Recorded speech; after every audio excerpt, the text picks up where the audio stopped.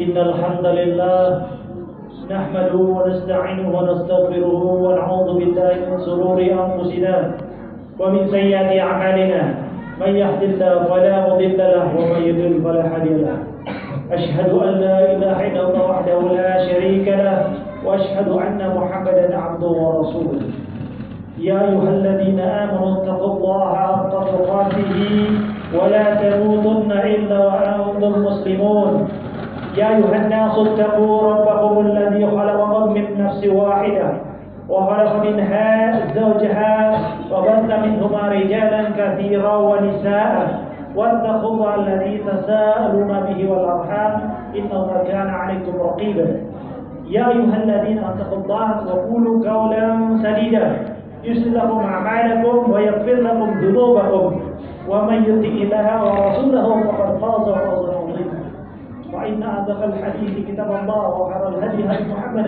صلى الله عليه وسلم وشر الأمور محدثاتها وكل محدثة بدعة وكل بدعة ضلالة وكل ضلالة في النار. Jamaah Jumat yang dikasihi dan disayangi Allah Subhanahu wa taala.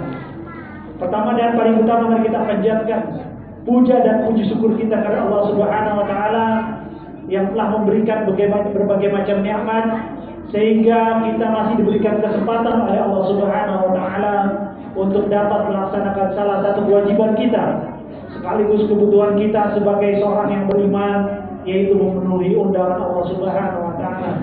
Zat yang maha suci, zat yang maha rahman, zat yang membuka rezeki dan zat yang membuka pintu-pintu kebajikan. Jamaah yang dirahmati Allah Subhanahu wa taala. Salawat dan salam buat junjungan kita Nabi Muhammad sallallahu alaihi wasallam beserta keluarganya, para sahabatnya, dan juga insyaallah kepada kita para pengikutnya yang senantiasa istiqamah berpegang teguh kepada sunnah-sunnahnya. Jamaah yang dirahmati Allah Subhanahu wa taala.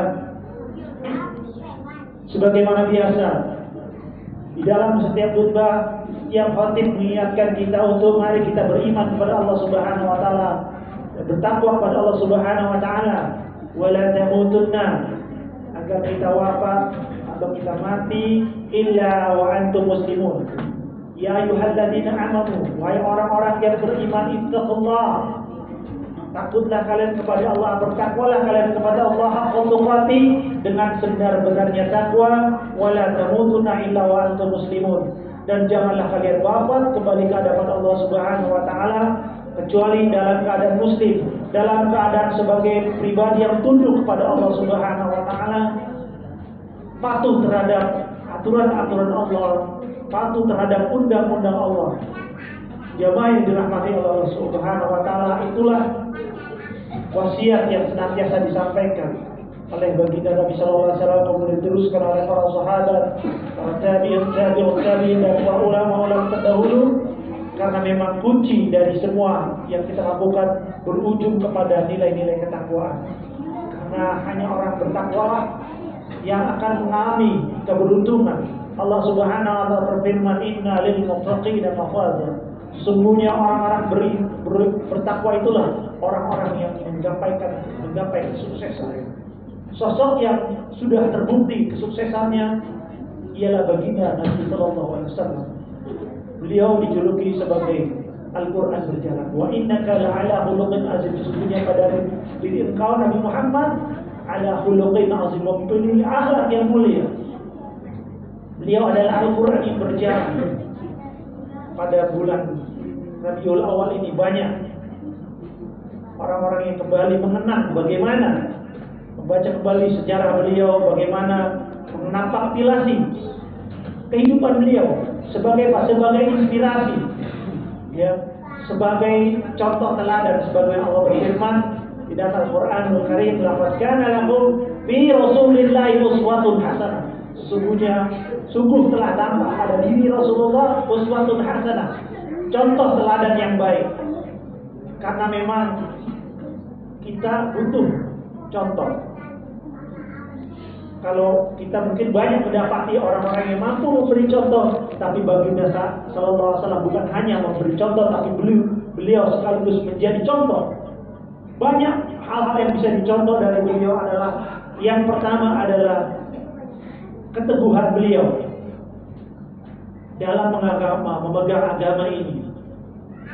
Ketika ditawarkan oleh kaum kafir Quraisy agar beliau menghentikan dakwah, mengajak manusia untuk menyembah kepada Allah dengan syarat, dengan tawaran-tawaran yang menggiurkan pada saat itu. Beliau ingin dijadikan raja pada kaum kafir Quraisy.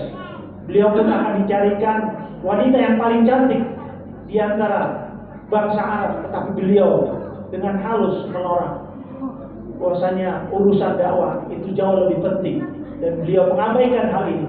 Yang berikutnya adalah kesungguhan beliau beribadah. Sampai istri beliau Aisyah radhiyallahu anha terheran-heran. Mengapa? Wahai Rasulullah, bukankah engkau telah dijamin diampuni dosamu yang telah terdahulu? Betul. Bukankah telah dijamin bahwa akan dibebaskan, terbebas dari dosa yang akan datang? Betul. Tapi mengapa engkau beribadah begitu tekun? Jadi Rasulullah sudah maklum, kita kalau membaca kisahnya, bahwasanya beliau itu beribadah hingga kakinya bengkak-bengkak. Kenapa? Bukan karena melaksanakan ibadah wajib, tapi diikuti dengan ibadah-ibadah sunnah. Beliau senantiasa menghidupkan malam dengan qiyamul lail, dengan bertahajud, sehingga Aisyah merasakan radhiyallahu anha mengatakan sungguh sangat luar biasa ibadah yang dilakukan oleh Nabi sallallahu alaihi wasallam.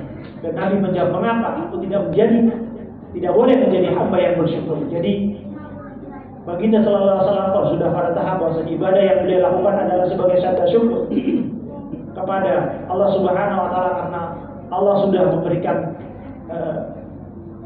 keistimewaan yang luar biasa kepada beliau atau pengampunan. Makanya diturunkan termasuk maksum, akan terjaga dari dosa-dosa yang terdahulu maupun yang kemudian. Ini merupakan capaian yang luar biasa. Bagaimana Rasulullah memberikan contoh kepada umatnya agar bersungguh-sungguh bukan hanya dalam ibadah wajib tapi juga ibadah sunnah. Bagaimana beliau bersungguh-sungguh mengajak umatnya untuk menegakkan sholat 5 waktu secara berjamaah, karena merupakan hal yang sangat penting. Warka'u ma'arrokin, rukulah bersama orang-orang yang berruku. Karena memang kita tahu keutamaan sholat berjamaah itu sangat luar biasa, sehingga Rasulullah tidak pernah marah kecuali untuk satu hal yang beliau marahnya luar biasa ketika banyak kaum muslimin yang meninggalkan sholat berjamaah, sehingga beliau ingin sekali untuk diimami oleh Abu Bakar As-Siddiq, sementara beliau membakar orang-orang muslim orang mukmin yang tidak mau melaksanakan sholat berjamaah. Walaupun itu tidak dilaksanakan, ini menandakan bahwasanya beliau sangat serius betapa sholat berjamaah itu ada hal yang tidak boleh kita anggap remeh. Bahkan beliau sampai marah, padahal kita tahu beliau orangnya sabar.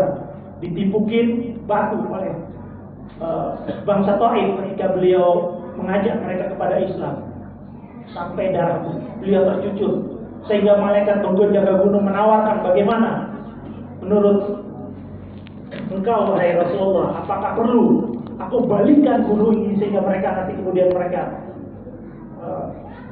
terkubur oleh gunung ini? Tapi beliau mengatakan jangan, karena beliau adalah mempunyai sifat rahman, sangat sayang terhadap umatnya.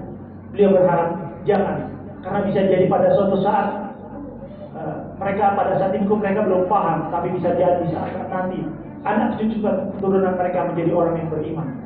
Ya begitu sabar beliau menghadapi hal ini. Tapi untuk melaksanakan sholat berjamaah beliau sangat serius, sangat marah, dan kemarahannya itu beliau tampakkan ya bersama para sahabat. Maka mari di bulan Rabiul Awal ini merupakan bulan di mana bulan penuh dengan kemuliaan, di mana pada tanggal 21 Allah Subhanahu wa taala menghadirkan beliau ke bumi ini sebagai suri tauladan yang mengajak manusia minaz zulumatil jahiliyah ila nuril Islam, dari kesesatan jahiliyah menuju cahaya Islam. Dan itu adalah misi terpenting dari beliau, mengajak manusia ke jalan cahaya Islam, ke jalan keselamatan. Maka dari itu makin kita kembali menapaktilasi, membaca kembali sejarah beliau bagaimana apa, bukan hanya memperingati kelihayan beliau, tapi bagaimana kita menapaktilasi amalan-amalan beliau, bagaimana keteguhan beliau dalam memegang prinsip, bagaimana beribadah beliau, bagaimana beliau sebagai sosok seorang suami yang sangat menyayangi istrinya, bagaimana beliau sebagai seorang ayah yang tegas terhadap anaknya. Apabila Fatimah binti Muhammad mencuri, maka akulah yang akan memotong tangannya. Ini merupakan suatu tindakan, sikap yang sangat tegas terhadap anaknya, sekalipun ketika anaknya melakukan pelanggaran. Sampai beliau mengatakan ini adalah sosok yang patut dijadikan contoh. Bagaimana juga kita kalau kita membaca sejarah di dalam peperangan menghadapi musuh, beliau senantiasa berada di depan, ya, sehingga sahabatnya merasa aman. Jadi beliau itu selalu berada di depan, bukan hanya anak buahnya di mana berada, menjadi benar-benar pada garda terdepan di dalam setiap peperangan. Beliau senantiasa berada di garda terdepan, menjadi orang-orang yang bukanlah tipe orang-orang yang pengecut, tapi juga beliau sebagai orang yang memberani. Beliau juga sebagai seorang diplomat yang ulung. Beliau mampu melobi para suku, kepala-kepala suku untuk masuk pada Islam, mengirim surat kepada raja-raja yang masih kafir untuk masuk kepada Islam. Dan beliau mengorbankan seluruh harta kekayaannya ketika beliau mengawali kehidupannya bersama Siti Khadijah yang merupakan miliuner, triliuner pada saat itu, sehingga hartanya habis dipergunakan untuk berdakwah di jalan Allah Subhanahu wa taala. Inilah contoh teladan yang bisa kita ambil pelajaran, sehingga mudah-mudahan kita sebagai umatnya mampu mencontoh beliau. Setidaknya dalam beberapa hal kita bisa mencontoh bagaimana kesabaran beliau, bagaimana keteguhan beliau, bagaimana keistiqomahan beliau dalam memegang prinsip. Aqulu qawli hadza astaghfirullah wa lisa'il muslimin wa fastaghfiru innahu huwal ghafurur rahim.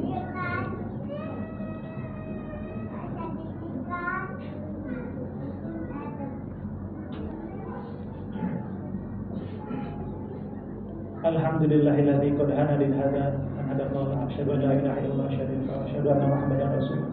Allahumma shalli wa sallim wa barik ala nabiyyina Muhammadin wa ala alihi wa ashabihi ajma'in. Ittaqullah haitsu ma kuntum. Jamaah yang dirahmati Allah Subhanahu wa taala, di dalam khutbah yang pertama kami mengajak diri kami dan seluruh kaum muslimin, marilah kita jadikan beliau sebagai contoh teladan. Beliau adalah sosok yang akan memberikan syafaat kepada kita, tentunya dengan syarat-syarat yang tidak mudah, yaitu adalah kesungguhan kita dalam mencintai beliau. Allah Subhanahu wa taala berfirman dalam Al-Qur'anul Karim, "Wa in kuntum tuhibbunallaha fattabi'uni." Apabila kalian mencintai Allah, fattabi'uni, maka ikutilah aku. Yuhibbukumullah. Maka ikutilah aku. Yuhibbukumullah, maka Allah akan mencintai kalian. Wa yaghfir lakum dzunubakum, dan bahkan Allah akan mengampuni dosa-dosa kita. Jamaah yang dirahmati Allah Subhanahu wa taala, mencintai Rasulullah ada dalam bentuk lisan, yaitu dengan senantiasa bersalawat kepada baginda Nabi sallallahu alaihi wasallam. Yang kedua adalah dengan mengamalkan apa-apa yang beliau perintahkan, mengamalkan apa-apa yang beliau amalkan, sehingga menjadi kecintaan bagi kita. Ya. Sesungguhnya seseorang itu akan bersama yang dicintainya. Al-mar'u ma'a man ahabba. Barang siapa mencintai baginda Nabi, maka insya Allah dia akan bersama-sama Nabi di surga. Maka dari itu, mari kita kembali, kita buka-buka kembali buku sejarah tentang kenabian, agar kita semakin dekat. Kita baca lagi kitab-kitab hadis yang di sana banyak bertebaran mutiara ilmu. Di sana banyak warisan Nabi yang tercecer-cecer, yang sehingga kita banyak yang kita tidak ketahuinya, padahal itu adalah warisan bagi kita, agar kita senantiasa berjalan di jalan yang lurus. Karena memang Rasulullah SAW tidak mewarisi harta, tidak mewarisi ladang, tidak mewarisi sawah, tidak mewarisi ternak, tapi beliau mewarisi Al-Quran dan Sunnah yang dengannya kita harus berpegang teguh. Dan dengan berpegang teguh itulah kita akan senantiasa berada di jalan yang lurus, jalan yang senantiasa kita minta di dalam sholat kita 17 kali sehari. Ihdinas siratal mustaqim, tunjukkanlah kami jalan yang lurus. Dan mustahil kita menempuh jalan yang lurus kecuali kita menempuh jalan yang telah ditempuh oleh baginda sallallahu alaihi wasallam dengan para sahabatnya. Mari pada kesempatan yang baik ini kita perbaiki diri kita. Kita lihat aib-aib kita, betapa banyak kekurangan-kekurangan kita dibandingkan dengan kalau kita mendengar cerita Rasulullah. Sungguhnya beliau adalah pribadi yang sangat jauh, ya, melebihi orang-orang yang ada pada saat ini. Beliau adalah dikatakan sebagai kalau di dalam bukunya Michael Hart dikatakan dari 100 orang yang berpengaruh, beliau adalah nomor pertama orang yang paling berpengaruh. Ya. Artinya apa? Kenapa beliau berpengaruh? Walaupun beliau sudah tidak ada, tapi namanya senantiasa disebut, di azan disebut. Ketika kita membaca tahiyat disebut, dan banyak lagi di buku-buku yang diterbitkan oleh para ulama, bahkan para orientalis pun banyak menulis tentang beliau. Makanya beliau adalah sosok yang patut dijadikan contoh. Kalau orang-orang di luar sana saja mampu menjadikan Rasulullah sebagai orang nomor pertama, maka seharusnya beliau menjadi orang yang pertama yang berada di hati kita, bersemayam di hati kita, sehingga kita senantiasa lidah kita mudah untuk bersalawat dan mudah untuk mencontoh pribadi beliau, sehingga kita memiliki akhlakul karimah, memiliki ibadah yang teguh, memiliki kekuatan iman yang kokoh, sehingga kita tidak mudah digoyahkan oleh berbagai macam tipu daya iblis yang saat ini sudah sangat luar biasa, ya, masuk ke dalam kamar kita, menggoda anak-anak kita untuk meninggalkan Al-Quran, meninggalkan kisah-kisah Rasulullah SAW. Mereka lebih tertarik dengan permainan-permainan diciptakan oleh manusia untuk melayani mereka. Saat ini hampir setiap saat anak-anak kita membuka gadgetnya, sehingga sebagian besar waktu tidak digunakan untuk mendekatkan diri kepada Allah Subhanahu. Ini merupakan PR bagi kita untuk senantiasa jangan kita berputus asa untuk mengajak anak-anak kita. Karena ini misi Rasulullah adalah mengajak manusia sebanyak mungkin ke dalam surganya Allah. Mengajak mungkin teman-teman kita yang belum berjamaah untuk berjamaah, yang belum membaca Quran, belum belajar Quran, kita ajak sama-sama pada kesempatan ini. Demikian yang bisa Al-Fatih sampaikan. Mudah-mudahan bermanfaat. Allahumma shalli ala Muhammad wa ala Muhammad kama shallaita ala Ibrahim wa barik ala Muhammad kama barakta ala Ibrahim wa ala Ibrahim fil alamin innaka Hamidum Majid. Allahumma fil muslimin wal muslimat wal mu'minina wal mu'minat al-ahya'i innaka ala kulli syai'in qadir. Rabbana zalamna anfusana wa illam taghfir lana tarhamna lanakunanna minal khasirin. Rabbana anzil alaina ma'idatan minas samai takunu lana liqa'ina ayatan wa anta khairur raziqin. Allahumma ja'alna min al-Qur'an, Allahumma ja'alna min taqwa, Allahumma ja'alna min Allahumma jannah. Allahumma a'izzal Islam wal muslimin wa adil asyirka mustadamir a'daka a'daka din. Allahumma ansur ikhwanina al-muslimina wal mujahidina fi Filistin wa fi kulli makan wa fi kulli zaman. Allahumma ij'al sakinata fi qulubihim wa sabbit aqdamahum wa hifz sufufakum wa thabbit imanahum.